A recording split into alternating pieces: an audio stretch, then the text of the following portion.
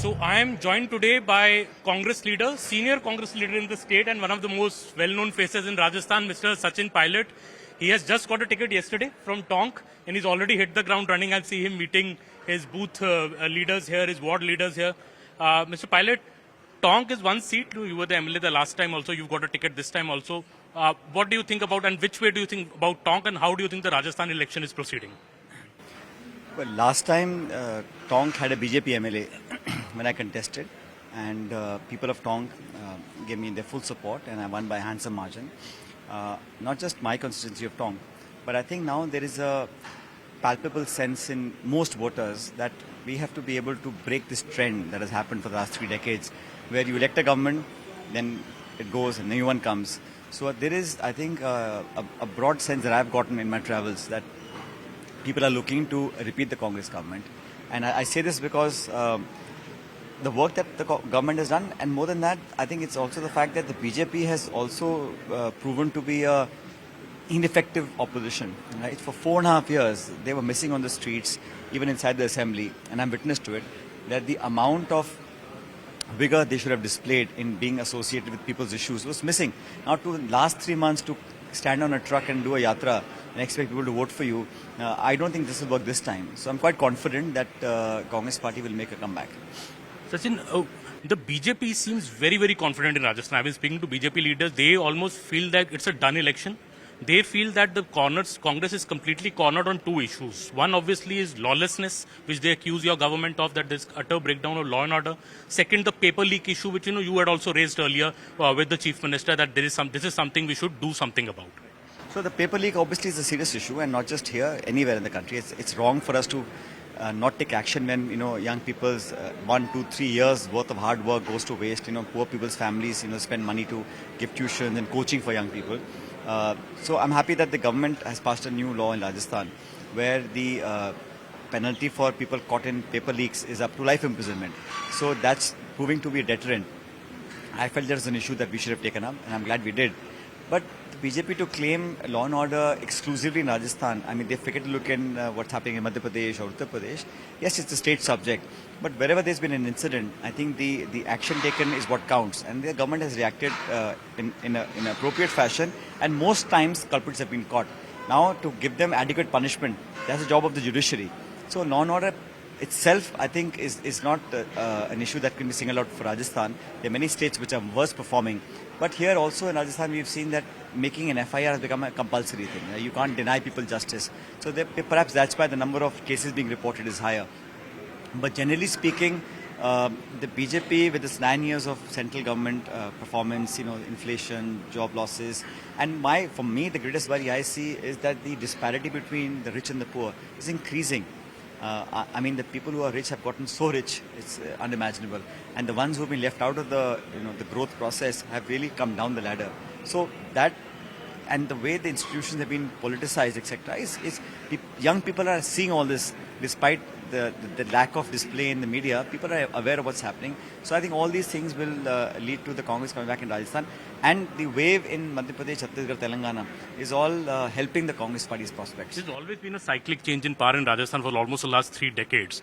Are you saying that your government has no anti-incumbency against it? I don't think it's right to say there's no anti-incumbency. I'm saying taking that factor into account, given the performance of the BJP as an opposition, 9 years of central government's anti-incumbency, the disarray in which the BJP is currently in Rajasthan, and I know the 4.5 years of track record as an opposition gives people no faith to vote for them. So it'll certainly be an election we have to fight. Like I say, every 5 years is a change. But this time I see now the people are willing to give the Congress another chance. Sachin, Priyanka was in Dausa just 2 days back, Priyanka Gandhi, and she raised the question that who is the CM face in the BJP? There is no clear CM face in the BJP. When we ask the BJP this, they say who is the CM face in Congress? Even Congress does not have a cleared CM face, at least in this election. No, the difference is that here in Rajasthan, the central leaders come and say vote for the Lotus and vote on the PM's face. You see, the Prime Minister will not leave his job and become Chief Minister, right? in Rajasthan, we're all state leaders, and the tradition in Rajasthan or any other state is that you fight elections, you get majority, then the MLAs and the leadership in Delhi decides who will head the government. That's been the case in 2018 or before that, and that will be the case this time. We are not seeking votes in the name of someone sitting in Delhi. We're seeking votes in the name of the leadership in Rajasthan, and what we've done in the last 5 years. I was speaking to some of your supporters here, obviously, and they all say that Mr. Sachin Pilot should become the CM this time, surely, because last time he should have become, but he did not get his due. That could be the sentiment. The party has given enough space to all its leaders, and as far as I'm concerned, whatever job I've been given, whether it's in Jaipur or Delhi, in the organization or in the government, I've done my fullest to serve the people. What happens in the future, even I don't know. All I can say is that our first job is to get a majority, to secure a mandate, and once we do that, then the MLAs will decide and the leadership will decide as to who will lead the government. And that's something that's happening in all states. It's not unique to Rajasthan. So, there were some very, bitter words exchanged between the chief minister and largely from the chief minister's side earlier. Do you think that you both have buried the hatchet in a way? Can we say that? I like to make it.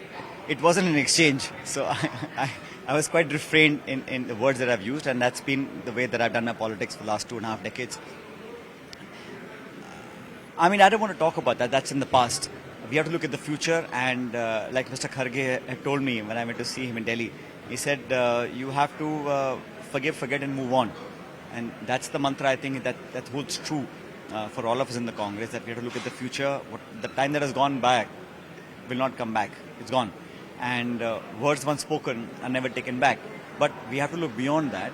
And I think we are working unitedly in the Rajasthan Congress. Unlike the BJP, there are no pulls and pressures here. We're working unitedly in selecting of candidates, in campaigning, in putting up a united front, because the people of Rajasthan expect that from us. I think personal likes, dislikes, ambitions, choices take a back seat when you have to look at the people and the 8 crore Rajasthani citizens who expect something from the Congress party. Therefore, we have to work together, and we are working together. So I think the job at hand now is to win the elections, to get a mandate, and then we'll see what happens. The last question. Do you think there has been a sidelining of the former Chief Minister Vasundhara Raje in the BJP? Her name has featured in the second list from her seat, but BJP, as you said, is not going with the CM phase. Do you think something is amiss there as well? I think there's a lot amiss there because what I don't see from the BJP is a roadmap or a blueprint or a vision for the future. All they're doing is, abusing the Congress and the government and, making false allegations, but they don't have a clear view on what they want to do in terms of leadership, in terms of agenda, in terms of people of the state. It's basically religion, mandir, masjid, division of votes on emotional and emotive issues. So as far as individuals are concerned, it's an internal party matter. I can't say very much, but from what I see, there's a lot of dissent. I mean, they have announced the first list, and there was a huge, outcry on the people that they nominated. A second list has come out. We'll see what the reaction is. But what they do to their leaders is very well known, and I don't want to say anything more than that.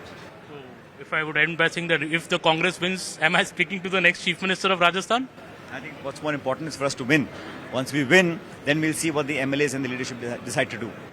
Thank you so much. Sachin Pilot being very, very careful with his words as always, but clearly saying that one major thing, that the leadership of the Congress is united in this election. They are going into this election united, and actually he claims that something must be seriously amiss actually in the BJP camp in Rajasthan.